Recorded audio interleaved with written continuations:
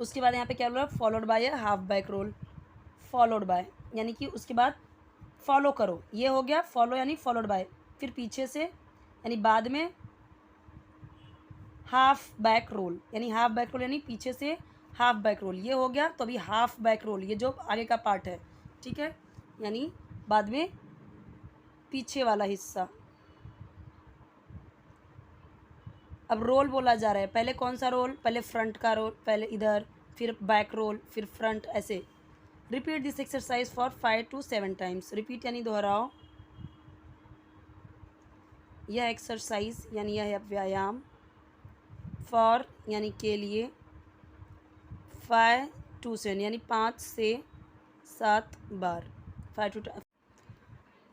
Do not come to the starting position while performing this exercise, do not come यानी मत आओ, do not यानी मत आओ, to the starting position, starting की स्थिति में, स्टार्टिंग स्थिति क्या थी, डायरेक्टली सोना, उस स्थिति में नहीं आना है, डायरेक्टली रोल करते रहना है। हमने क्या देखा, पहले अपनी पीठ रोल यानी हिलाने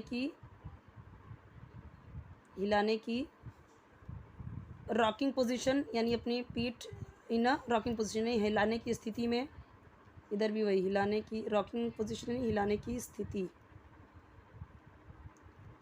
में, विद अ हाफ फ्रंट, पहले क्या करना है, हाफ फ्रंट, आगे का, पहले आगे का सामने का आधा भाग, फिर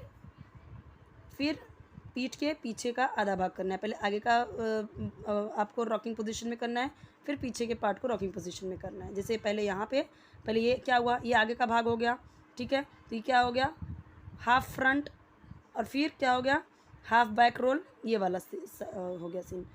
दिस एक्सरसाइज हेल्प्स, अच्छा यहाँ पे बाकी है, do not come to the starting position while performing this exercise, यानी यह परफॉर्मिंग, यह एक्सरसाइज करते हुए, एक्सरसाइज यानी व्यायाम। सो वाइल का मतलब क्या होता है, ड्यूरिंग, ड्यूरिंग का मतलब यहाँ पे क्या बता रहे हैं हम, कि जब आप कोई काम कर रहे हो तो उसके बीच में जब कुछ बात बताते हैं तो वाइल, यानी while performing, while dancing don't eat, यानी डांस करते टाइम खाओ मत, during study don't watch TV. तो यहाँ पे हम ड्यूरिंग और वाइल क्या दिखा रहे हैं, कि इस चीज़ को करते हुए बीच में ये सब चीज़ मत करो। सो वाइल परफॉर्मिंग दिस, यानी यह एक्सरसाइज करते हुए, यह एक्सरसाइज परफॉर्म करते हुए, ठीक है।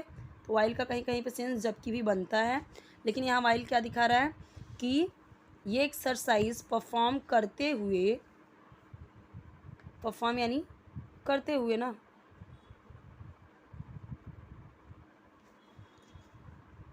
सो while performing this exercise do not come to the starting position, starting position में मत आओ, या ये एक्सरसाइज करते टाइम ना स्टार्टिंग पोजीशन नहीं, सीधे सीधे लेटना नहीं है। This exercise helps to improve the overall balance of the body, तो वही यह एक्सरसाइज, जैसे हमने देखा यहाँ पे दिस एक्सरसाइज, तो यह व्यायाम हेल्प्स यानी मदद करता है, कौन सा टेंस है, प्रेजेंट इंडेफिनिट टेंस है, कैसे, क्योंकि सब्जेक्ट के बाद वर्ब में एस या ई एस आया है, आए अगर मतलब मान लीजिए कि अगर आपका सब्जेक्ट है ही, शी, इट सिंगुलर यानी एक वचन हो गया, तो वर्ब में एस या ई एस ऐड होता है। वहीं अगर आपका सब्जेक्ट है I we you they plural, तो हम क्या करते हैं, वर्ब में एस या ई एस कुछ भी ऐड नहीं करते हैं। और ये प्रेजेंट इंडेफिनिट टेंस क्या होता है, सब्जेक्ट के बाद without any helping verb directly verb आता है, ठीक है। अगर एक्सरसाइजेज होता, अगर यहाँ पे होता एक्सरसाइजेज, तो यहाँ पे सिर्फ हेल्प होता, क्यों, क्योंकि रूल है I we you they and plural के साथ में, क्योंकि तब एक्सरसाइजेज क्या हो जाता, प्लूरल हो जाता है, बहुवचन, फिर वर्ब में एस आई एस नहीं होता, तो हेल्प होता, सिर्फ हेल्प्स नहीं होता।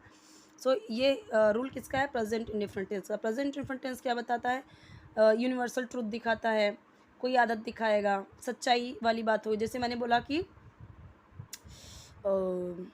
पृथ्वी सूर्य का परिक्रमा करती है, तो हम क्या बोलेंगे, the earth rotates around the sun, तो वो सत्य है, यूनिवर्सल ट्रूथ है, तो सही बात है, तो वो हम प्रेजेंट इंडेफिनिट टेंस में दिखाते हैं, वह करता है, वह जाता है, किसी की आदत बतानी हुई, किसी का रूटीन बताना हुआ, तो प्रेजेंट इंडिफरेंट टेंस में बताते हैं। तो रूल ये है उसका, ये रूल है, ठीक है। So this exercise helps to improve, यानी इम्प्रूव करने में मदद करता है, यानी सुधारने में।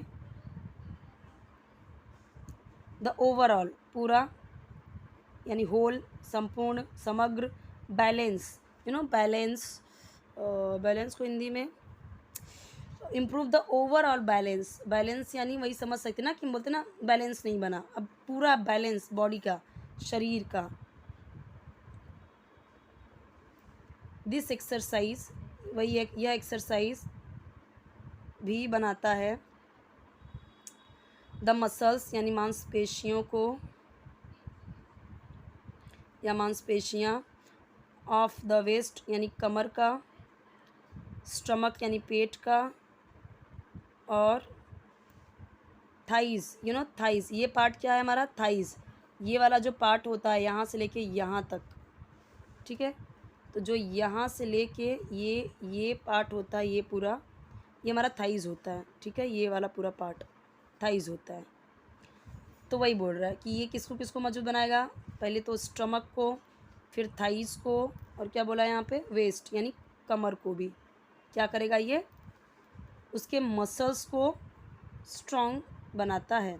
सो दिस एक्सरसाइज ऑल्सो, वापस से प्रेजेंट डिफरेंट टेंस आया कि एक्सरसाइज मेक्स, अगर एक्सरसाइजेज होता तो मेक होता। Exercise also makes the muscles of the waist, stomach and thighs strong. तो क्या हो जाएगा कि यह एक्सरसाइज मसल्स किसके, वेस्ट के, स्टमक के और थाइस के मसल्स को स्ट्रॉन्ग बनाता है। ना सी, मैंने कितने सारे वर्ड्स को इंग्लिश में ही बोल दिया और हिंदी में भी उसको बना दिया। ऐसे ही आपको अपनी लैंग्वेज में इस तरीके से इसे इंक्लूड करना है, मतलब ऐसे ही आपको भी बनाना है, ओके।